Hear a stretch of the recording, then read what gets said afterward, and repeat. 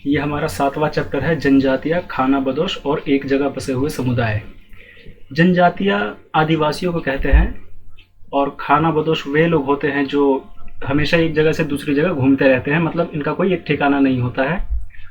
और तीसरा, एक जगह बसे हुए समुदाय। तो चलिए अपना चैप्टर स्टार्ट करते हैं। चैप्टर 2, 3 और 4 में हमने देखा कि किस प्रकार राज्यों का उत्थान और पतन हुआ। इस उठापटक के बीच ही कलाओं, दस्तकारियों और उत्पादक गतिविधियों की नई किस्में शहरों और गांवों में फल फूल रही थी। एक लंबे अंतराल में कई महत्वपूर्ण राजनैतिक, सामाजिक और आर्थिक परिवर्तन हुए, लेकिन सामाजिक परिवर्तन हर जगह एक समान नहीं थे, क्योंकि अलग अलग किस्म के समाज अलग अलग तरीकों से विकसित हुए। ऐसा कैसे और क्यों हुआ, यह समझना महत्वपूर्ण है। इस उपमहाद्वीप के बड़े हिस्से में समाज वर्ण के नियमानुसार पहले से ही विभाजित था। ब्राह्मणों द्वारा सुझाए गए ये नियम बड़े बड़े राज्यों के राजाओं द्वारा स्वीकार किए गए थे। इससे ऊंच और नीच तथा अमीर और गरीब के बीच का फासला बढ़ा। दिल्ली के सुल्तानों और मुगल के काल में श्रेणीबद्ध समाज ज्यादा जटिल हो गया। बड़े शहरों से परे जनजातीय समाज।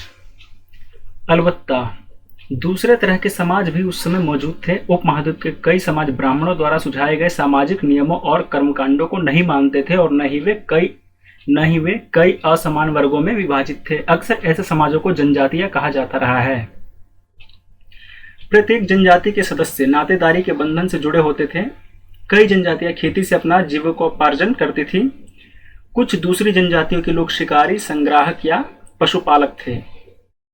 प्रायः वे अपने निवास स्थान के प्राकृतिक संसाधनों का पूरा इस्तेमाल करने के लिए इन गतिविधियों का मिला जुला रूप अपनाते थे।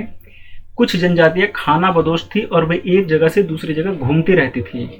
जनजातीय समूह संयुक्त रूप से भूमि और चारागाहों पर नियंत्रण रखते थे और अपने खुद के बनाए नियमों के आधार पर परिवारों के बीच इनका बंटवारा करते थे। इस उपमहाद्वीप के विभिन्न हिस्सों में कई बड़ी जनजातियां फली फूली। सामान्यतः ये जंगलों, पहाड़ों, रेगिस्तानों और दूसरे दुर्गम जगहों पर निवास करती थी। कभी कभी जाति विभाजन पर आधारित अधिक शक्तिशाली समाजों के साथ उनका टकराव भी होता था। कई मायनों में इन जनजातियों ने अपनी आज़ादी को बरकरार रखा था और अपनी संस्कृति को बचाया। लेकिन जाति आधारित और जनजातीय समाज दोनों अपनी विभिन्न किस्म की जरूरतों के लिए एक दूसरे पर निर्भर भी रहे। टकराव और निर्भरता के इस संबंध ने दोनों तरह के समाज को धीरे धीरे बदलने का काम भी किया। जनजातीय लोग कौन थे?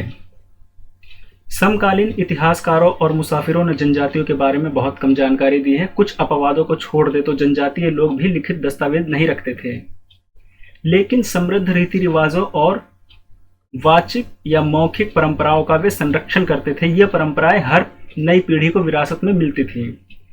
आज के इतिहासकार जनजातियों का इतिहास लिखने के लिए इन वाचिक परंपराओं को इस्तेमाल करने लगे हैं। जनजातीय लोग भारत के लगभग हर क्षेत्र में पाए जाते थे। किसी भी एक जनजाति का इलाका और प्रभाव समय के साथ साथ बदलता रहता था। कुछ शक्तिशाली जनजातियों का बड़े इलाकों पर नियंत्रण था। पंजाब में खोखर जनजाति 13वीं और 14वीं सदी के दौरान बहुत प्रभावशाली थी। यहाँ बाद में गख्खर लोग ज्यादा महत्वपूर्ण हो गए। उनके मुखिया कमाल खान गख्खर को बादशाह अकबर ने मनसबदार बनाया था। मुल्तान और सिंध में मुगलों द्वारा अधीन कर लिए जाने से पहले लंगाह और अरघुन लोगों का प्रभुत्व अत्यंत विस्तृत क्षेत्र पर था। उत्तर पश्चिम में एक और विशाल एवं शक्तिशाली जनजाति थी बलोच। ये लोग अलग अलग मुखियों वाले छोटे छोटे कुलों में बटे हुए थे। पश्चिम हिमालय में गड्डी गडरियों की जनजाति रहती थी। उपमहाद्वीप के सुदूर उत्तर पूर्वी भाग पर भी नागा, अहोम और कई दूसरी जनजातियों का पूरी तरह प्रभुत्व था। अब कुल का मतलब क्या होता है? परिवारों या घरों के एक ऐसे समूह को कुल कहते हैं जो एक ही पूर्वज की संतान होने का दावा करते हैं। जनजातीय संगठन प्रायः नातेदारी या कुल संबंधी निष्ठा पर आधारित होते हैं। इस मैप में कुछ जनजातियों को दिखाया गया है, प्रमुख भारतीय जनजातियों के क्षेत्र। अब ये देखिए, जो उत्तर पश्चिमी क्षेत्र है बलूच जनजाति, उत्तर में गख्खर, खोखर, जंजूहा, लंगा, अरघुन। यहाँ उत्तर पूर्वी भारत में देखेंगे तो अहोम, नागा, काचरिस, खासी, कोच। बिहार, बंगाल, झारखंड के साइड में आएंगे तो यहाँ पे मुंडा, संथाल, ओरोनचेर। मध्य भारत में गोंड, बैगस, खोंड, कोयस। नीचे दक्षिण भारत में वेतर, मारवाड़, बादागस, और पश्चिमी भारत के हिस्सों में भील, कोली, काटकारिस, बेराद और कोरागा। मौजूदा बिहार और झारखंड के कई इलाकों में 12वीं सदी तक चेर सरदार शाहियों का उदय हो चुका था। अब जो आज के बिहार और झारखंड के इलाके हैं उनमें 12वीं सदी तक चेर सरदार शाहियों का उदय हो चुका था। ये देखिए यहाँ पे है चेर जनजाति जो कि बिहार झारखंड के हिस्से हैं। बादशाह अकबर के प्रसिद्ध सेनापति राजा मान सिंह ने 1591 में चेर लोगों पर हमला किया और उन्हें परास्त किया। उन्हें लूटकर अच्छा खासा माल इकट्ठा किया, लेकिन वे पूरी तरह अधीन नहीं बनाए गए। औरंगजेब के समय में मुगल सेनाओं ने चेर लोगों के कई किलों पर कब्जा कर लिया और इस जनजाति को अपना अधीनस्थ बना लिया। इस क्षेत्र में रहने वाली महत्वपूर्ण जनजातियों में मुंडा और संथाल थे, यद्यपि ये उड़ीसा और बंगाल में भी रहते थे।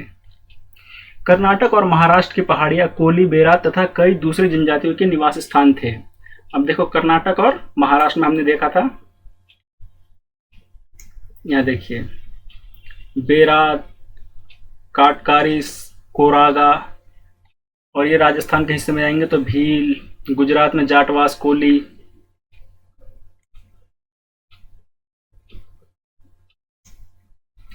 कोली लोग गुजरात के कई इलाकों में भी रहते थे, कुछ और दक्षिण में कोरागा, वेतर, मारवाड़ और दूसरी जनजातियों की विशाल आबादी थी।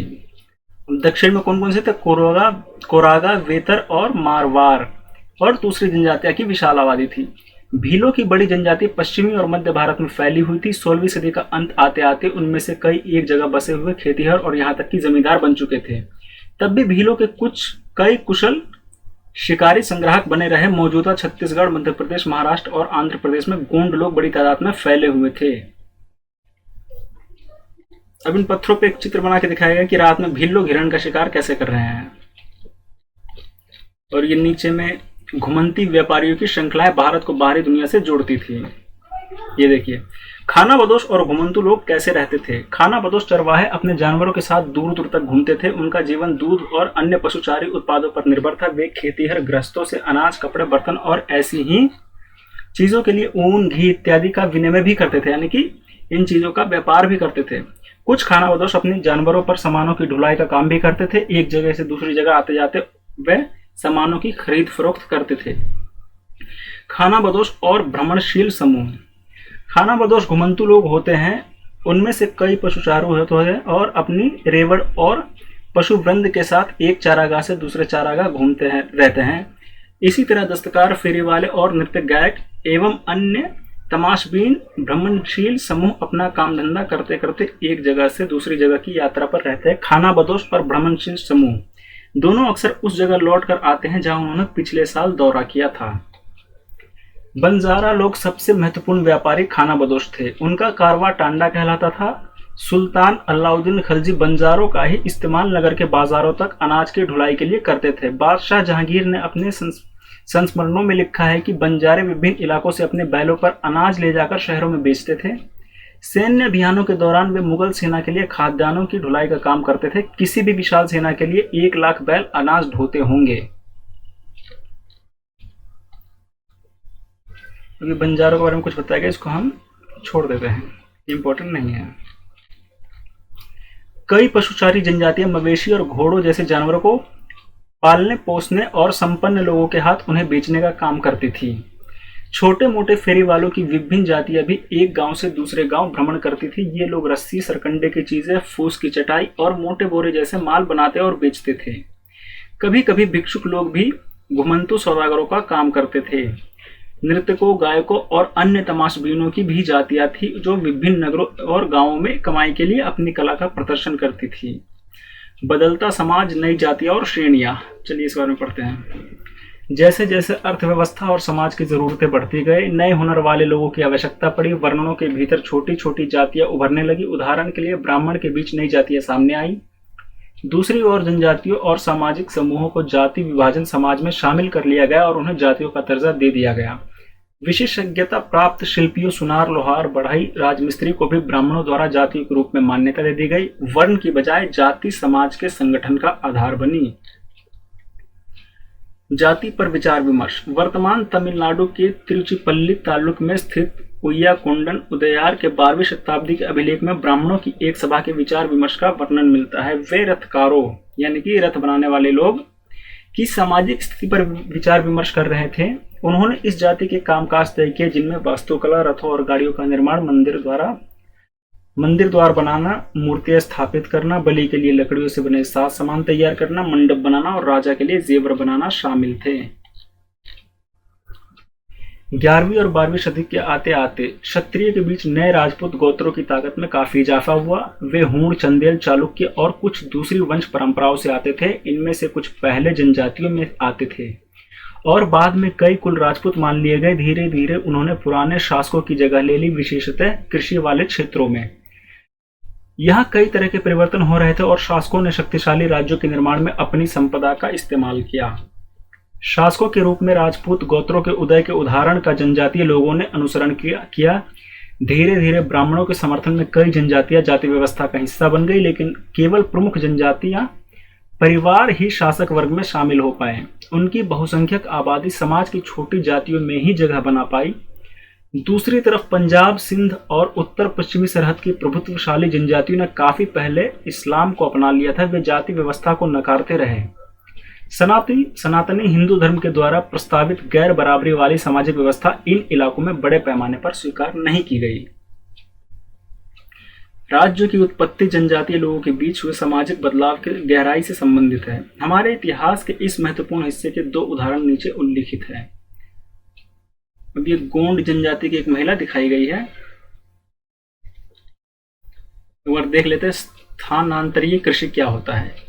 किसी वन प्रांत के पेड़ों और झाड़ियों को पहले काटा और जलाया जाता है। उसकी राख में ही फसलों बो दी जाती है। जब यह जमीन अपनी उर्वरता खो देती है तब जमीन का दूसरा टुकड़ा साफ किया जाता है और इस तरह से फसल उगाई जाती है।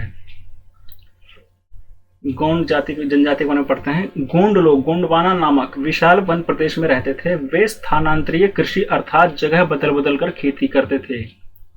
विशाल गोंड जनजाति कई छोटे छोटे कुलों में भी बटी हुई थी। प्रत्येक कुल का अपना राजा या राय होता था।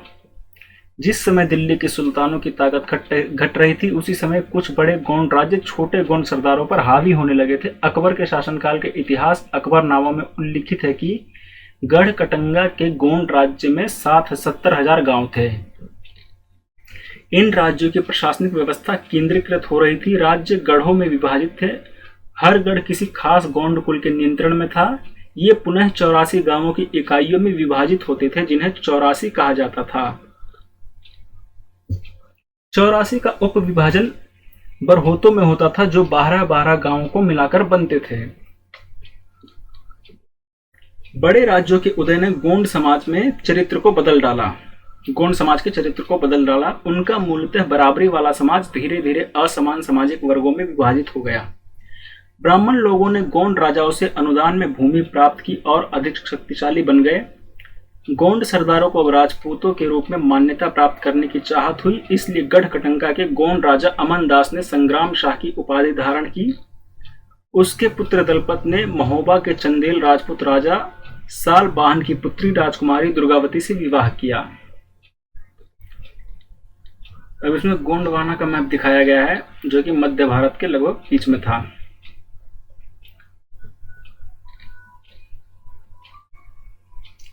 दलपत की मृत्यु कम उम्र में ही हो गई। रानी दुर्गावती बहुत योग्य थी और उसने अपने 5 साल के पुत्र वीर नारायण के नाम पर शासन की कमान संभाली। उसके समय में राज्य का और अधिक विस्तार हुआ। 1565 में आसिफ खान के नेतृत्व में मुगल सेनाओं ने गढ़कटंगा पर हमला किया। रानी दुर्गावती ने इसका जमकर सामना किया। उसकी हार हुई और उसने समर्पण करने की बजाय मर जाना बेहतर समझा। उसका पुत्र भी तुरंत बाद लड़ता हुआ मारा गया। अब देखिए ये एक दरवाजा है जिसपे नक्काशी की गई है गोंड जनजाति का, जो कि मध्य प्रदेश बस्तर क्षेत्र का है।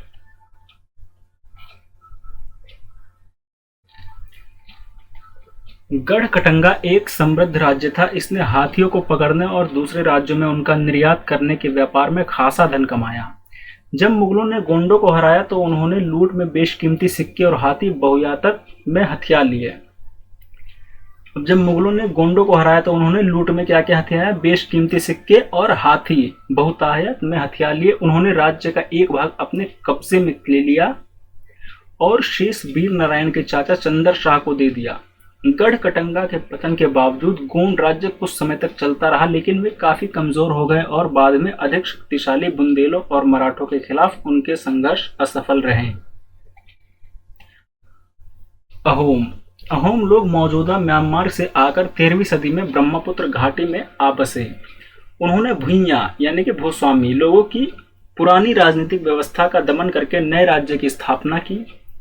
16वीं सदी के दौरान उन्होंने चुटियो 1523 और कोचहाजों के राज्यों को अपने राज्य में मिला लिया। उन्होंने कई अन्य जनजातियों को भी अधीन कर लिया। अहोमों ने एक बड़ा राज्य बनाया और इसके लिए 1530 के दशक में ही इतने वर्षों पहले आग्नेय अस्त्रों का इस्तेमाल किया। 1660 तक आते आते वे उच्च स्तरीय बारूद और तोपों का निर्माण करने में सक्षम हो गए थे।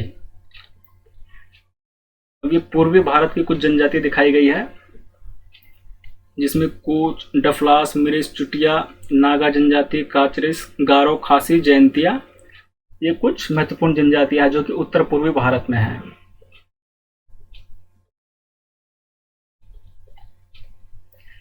लेकिन अहोम लोगों को दक्षिण पश्चिम से कई आक्रमणों का सामना करना पड़ा। 1662 में मीर जुमला के नेतृत्व में मुगलों ने अहोम राज्य पर हमला किया। देखिए यहां पे ये अहोम, आज का असम कह सकते हैं।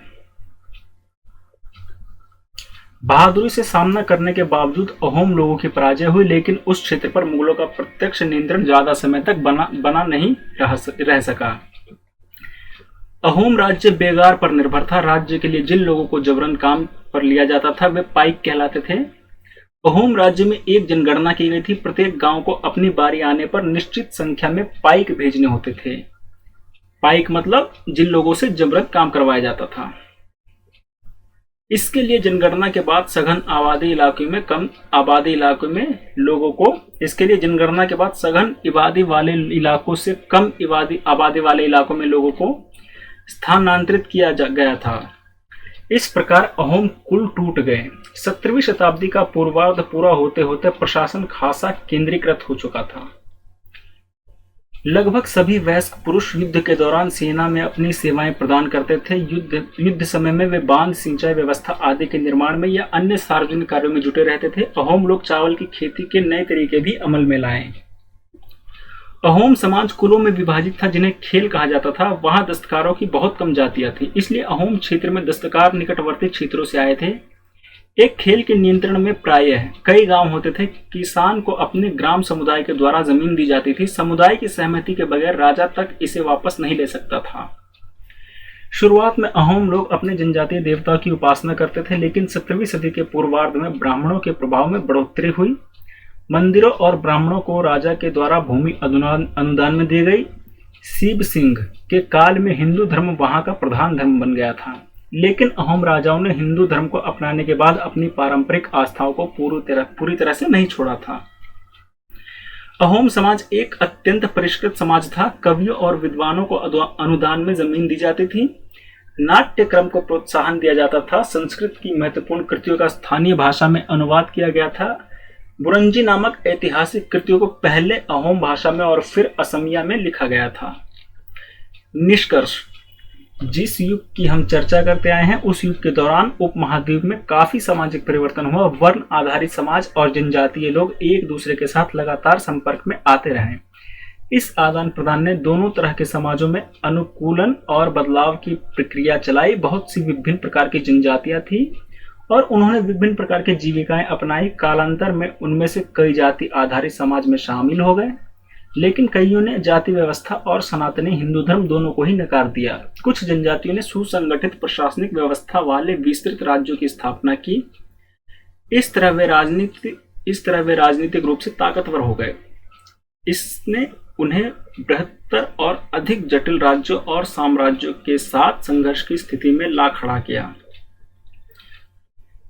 इसमें मंगोल के बारे में कुछ दिया हुआ है, पढ़ लेते हैं। अपने एटलस में मंगोलिया ढूंढिए। इतिहास में सबसे प्रसिद्ध पशुचारी और शिकारी संग्राहक जनजाति मंगोलों की थी। वे मध्य एशिया के घास के मैदानों जो कि स्टेपीज कहलाती हैं, और थोड़ा उत्तर की ओर के वन प्रांतों में बसे हुए थे। 1206 में चंगेज खान ने मंगोल और तुर्की जनजातियों में एकता पैदा करके उन्हें एक शक्तिशाली सैन्य बल में बदल डाला। अपनी मृत्यु के समय 1227 में वह एक सुविस्तृत प्रदेश का शासक था। उसके उत्तराधिकारियों ने एक विशाल साम्राज्य खड़ा किया। अलग अलग समय में इसके अंतर्गत रूस, पूर्वी यूरोप और चीन तथा मध्य पूर्व का खासा बड़ा हिस्सा शामिल था। मंगोलों के पास सुसंगठित सैन्य एवं प्रशासनिक व्यवस्थाएं थी। ये विभिन्न जातीय और धार्मिक समूहों के समर्थन पर आधारित थे। अब दोस्तों, मंगोल आप मैप में देखेंगे तो वो रूस और चीन के बिल्कुल बीच में होगा, मतलब कि चीन के उत्तर में होगा और रूस के दक्षिण में। एक बार आप वर्ल्ड मैप में उसको देख लेना।